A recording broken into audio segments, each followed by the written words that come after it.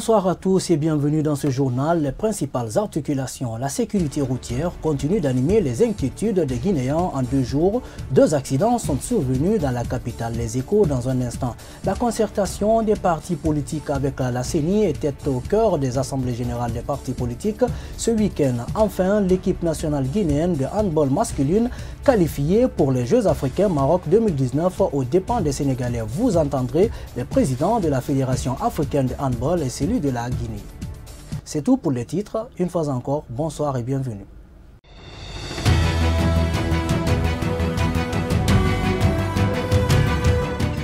Je vous le disais à l'entame, accident mortel hier vendredi à Dapompa, c'est dans la commune de Matoto, un pick-up des bérets rouges qui était en sens interdit a écrasé 2 motards morts sur le coup. Des scènes d'images insoutenables, chose qui a irrité des citoyens présents qui ont aussitôt riposté et calciné le véhicule de ces militaires qui ont pris la poudre d'escampette. Une situation qui relance le débat sur le comportement peu reluisant de certains hommes en uniforme dans la circulation en Guinée. Restons toujours dans le même cadre. Un camion immatriculé RC 4301AP a percuté un taxi RC 0698S à Dixine-Gare ce samedi matin. Bilan, 3 personnes grièvement blessées. L'explosion d'un des pneus du camion serait la cause de l'accident. Aminata Keita pour plus de détails. Les accidents de circulation font rage en Guinée. Du 1er janvier au 23 mars 2019, plusieurs cas d'accidents ont été enregistrés. Ce samedi encore, un camion matriculé RC 4301 rempli de latérite en partance pour la Camaïenne a renversé un taxi matriculé 0698 à 5 h du matin. Bilan, 3 blessés graves. La mère du chauffeur du taxi n'en revient pas. C'est mon unique enfant sur terre qui a subi cet accident. C'est quand il débarquait les passagers que le camionneur a renversé sa voiture. Au moment où je vous parle, son état est très critique. Ils sont tous à l'urgence de Donka.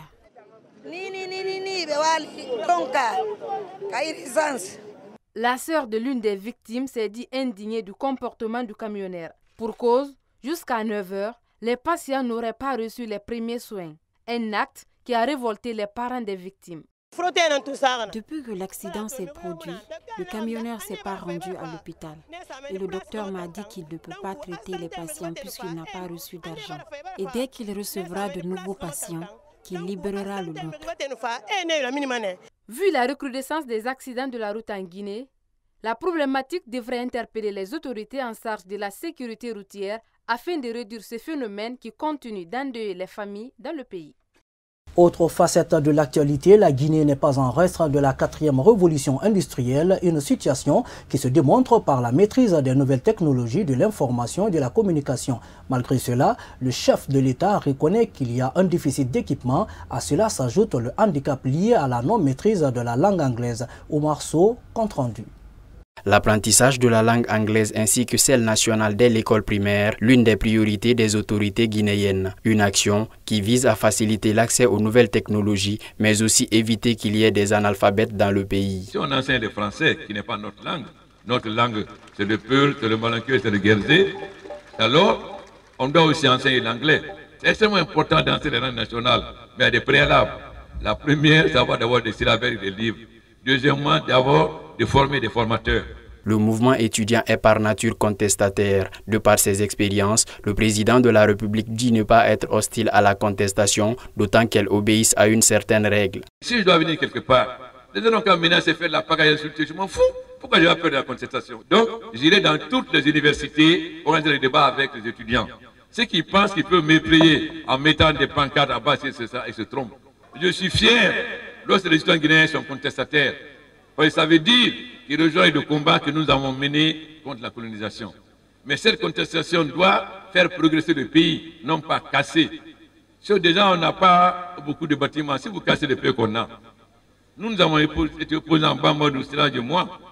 Demandez à vos pères, jamais on a cassé un vélo, après ils ont une maison ou un véhicule. Pour le chef de l'État, l'une des tares de la jeunesse guinéenne est qu'elle ne connaît pas l'histoire de la Guinée et de l'Afrique en général.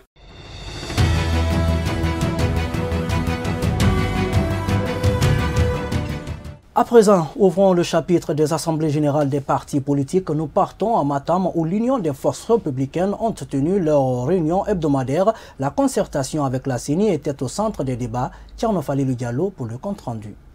À l'entame de cette assemblée générale, le présidium a d'abord laissé la parole à Béatrice Dobidj Dupontou, membre du bureau politique national, qui était absente de l'arène politique pour des raisons de santé, qui a d'ailleurs profité pour présenter un groupe de nouveaux adhérents au parti. Également présent à cet AG, un membre du bureau politique national a restitué le contenu de la rencontre entre le parti et la commission électorale nationale indépendante. Nous avons trouvé une CENI qui a la volonté d'aller de l'avant, de faire en sorte que les élections s'organisent rapidement en Guinée. Mais ils ont sérieusement des problèmes qu'il faut régler. Premièrement, il faut reconnaître qu'aujourd'hui, la CENI est bloquée de son budget. Et nous demandons au gouvernement de faire en sorte que la CENI retrouve son budget pour dérouler ses activités permettant à la classe politique d'aller rapidement aux élections. La question du fichier électoral guinéen et le nombre qu'il contient a fait objet de débat entre les deux bords. On ne peut pas avoir 6 200 000 électeurs en République de Guinée alors que nous sommes 12 millions de Guinéens. Soit 50% de la population à l'âge de voter. Et vous le savez que nous avons une population très jeune. Moins de 15 ans. Il y en a, ils sont très nombreux. Sur 12 millions de Guinéens. On ne peut pas avoir 50% d'électeurs. Nous avions en 2010 4 millions. En 2010 et 2015, on se retrouve à 6 millions. Il y a 1 574 000 électeurs dont on ne sait pas qui ils sont dans le fichier. Les responsables du parti qui ont pris part à cette rencontre ont également fait des propositions à l'institution en charge des élections en Guinée, conclut-il. Au même moment, l'UFDG tenait son assemblée générale hebdomadaire ce samedi. La rencontre présidée par le vice-président du parti, Fodé Oussou Fofana, a été marquée par une déclaration en soutien à Boubacar Diallo, alias Grenade, condamné la semaine dernière à 10 ans de prison pour tentative de meurtre et détention illégale d'armes. Je vous propose de suivre Nadia Naman au micro de Alpha Bakar 5 Diallo. Monsieur Boubacar Diallo vient d'être injustement condamné à 10 ans de détention criminelle avec une période de sûreté de 5 ans. L'UFDG exprime toute sa solidarité à son vaillant et loyal militant et en même temps dénonce et condamne solennellement l'acharnement injustifié sur ce jeune homme innocent et sur les autres militants de l'opposition par une justice aux ordres. Du côté du parti présidentiel, la série de concertations engagées par la CENI avec les partis politiques pour une meilleure organisation des élections législatives a été évoquée ce samedi lors de l'Assemblée générale du RPG Arc-en-Ciel. Sur la question, le bureau politique national de la mouvance présidentielle dit ne pas digérer certains commentaires venant de l'opposition qui est de nature à compromettre le travail qui est en train d'être élaboré. Suivez. Toutes les élections auxquelles nous avons participé ont été consensuelles. Avant qu'on ne parte aux élections, il y a eu d'abord le consensus autour de tous les points. Donc, nous sommes vraiment surpris d'entendre certains leaders encore parler alors de ces élections antérieures. Alors qu'on ne nous rabatte pas les oreilles pour nous dire que le fichier guinéen est mauvais, le fichier est ceci, le fichier est cela. Nous sommes d'accord, nous sommes pleinement d'accord pour améliorer notre processus électoral. C'est ça la démocratie. Mais le fichier que nous avons, ce n'est pas la peine de jeter l'anathème sur ce fichier parce que c'est l'un des meilleurs fichiers de la sous-région. Toujours au micro d'Oumar Sow, à travers cette rencontre, le bureau politique national de RPG Arc-en-Ciel annonce également dès ce dimanche procéder à la mise en place du bureau de coordination dans les différents établissements d'enseignement.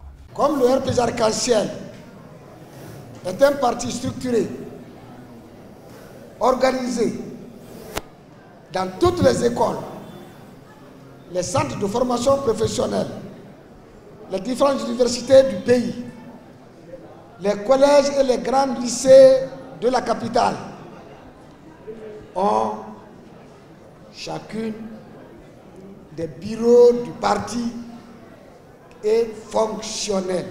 C'est pour cette raison, demain, nous allons valider 70 bureaux déjà installés dans les différentes écoles de la capitale et les villes périphériques de Conakry.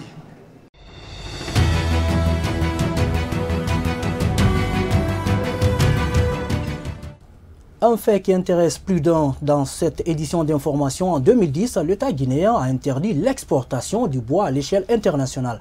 Malgré cela, les produits issus de l'exploitation directe du domaine forestier restent très chers sur le marché. Une situation qui se justifierait selon certains acteurs du secteur par des taux élevés de taxes. Kadiatou Chérif Fofana nous signe ce reportage.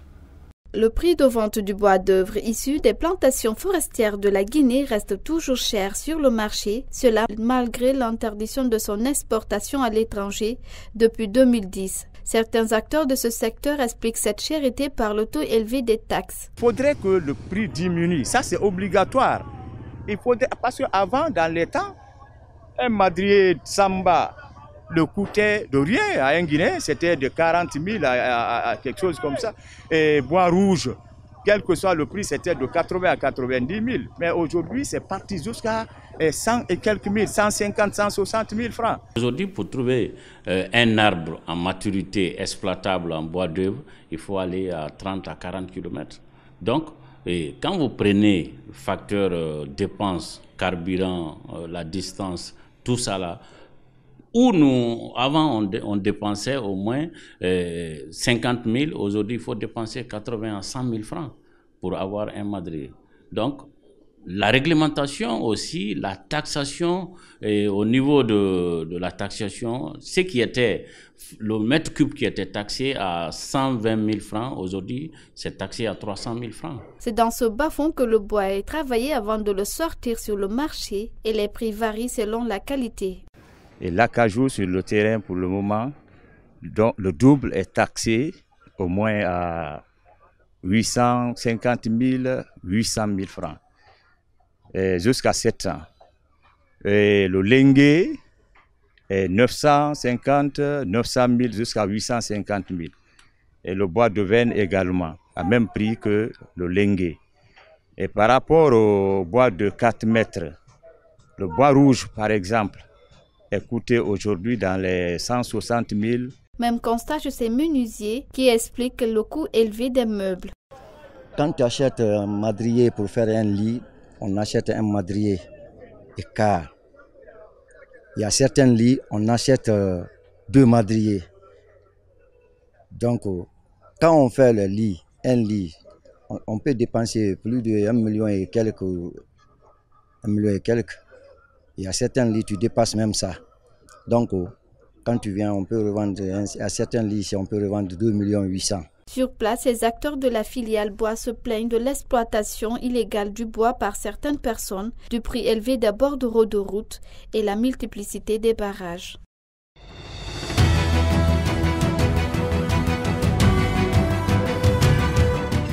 Parlons sport à présent. Dans cette édition d'information, les rideaux sont tombés ce vendredi dans la salle de gymnase du stade du 28 septembre. La Guinée en série garçons et le Sénégal en série filles sont qualifiés pour les prochains Jeux africains Maroc 2019. Ces deux pays représenteront la zone 2 au compte de cette compétition. Une occasion pour les présidents de la Confédération africaine de handball et celui de la Guinée de revenir sur le bon déroulement de ce tournoi.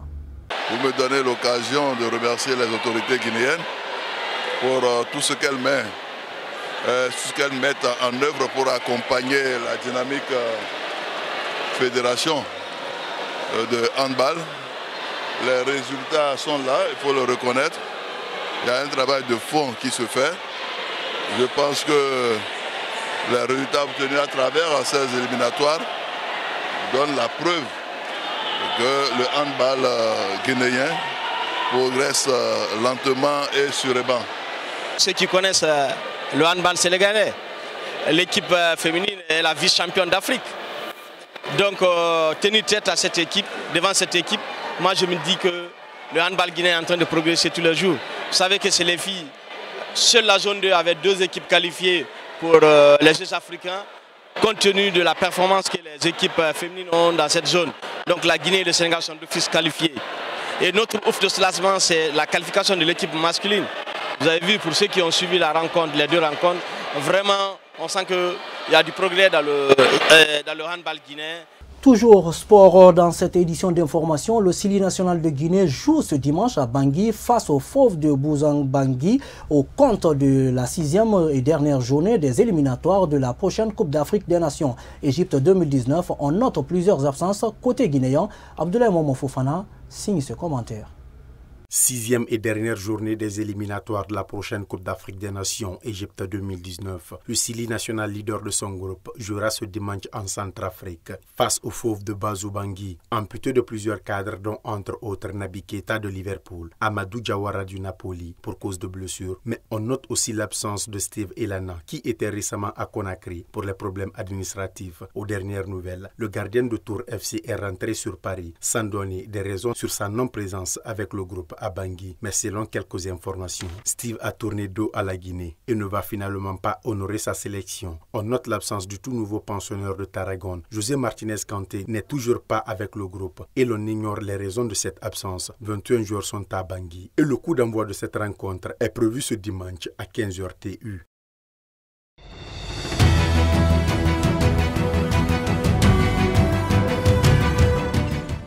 Sur le continent, ils étaient fortement mobilisés dans les rues hier. Les Algériens, pour un 5e vendredi, la contestation au départ contre la 5e candidature d'Abdelaziz Bouteflika s'est transformée en une protestation contre la prolongation de son mandat. Le président ayant entre-temps renoncé à se présenter et reporté les élections s'inédites, le temps d'organiser une conférence nationale pour aboutir à une nouvelle constitution et à de nouvelles élections, des mesures qui n'ont fait que renforcer la détermination des manifestations. Drapeau algérien en main sur le dos ou sur la tête, ils marchent depuis 4 semaines dans un esprit bon enfant et pacifique. Ils sont même salués à l'étranger pour leur civisme. La mobilisation montre que le régime n'a pas réussi à apaiser la colère. Au contraire, ces dernières annonces ont, semble-t-il, fédéré et rassemblé les Algériens.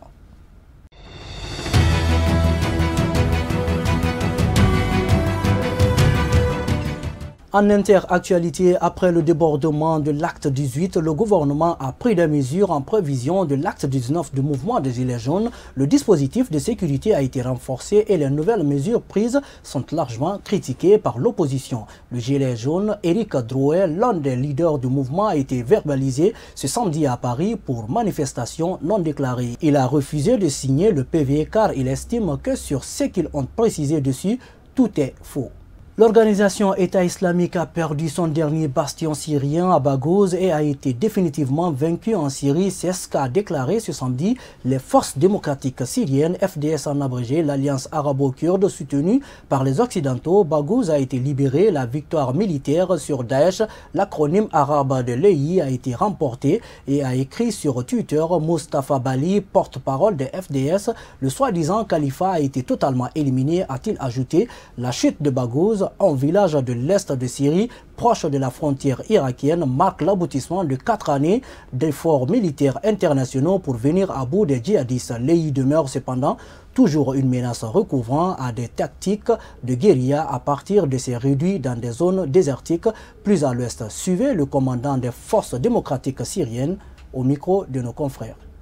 Hamla Bagara Jazire Andawi le Bahouz Amazon ou Bchouk لمخيم لفي داري مبداويكر داعش لسرعر دي تناكر خلاص بو. Voilà, mesdames et messieurs, c'est la fin de cette édition d'information que nous avons eu le plaisir de vous présenter. Très bon week-end à tous. Les programmes continuent sur la télé du 21e siècle. Au revoir.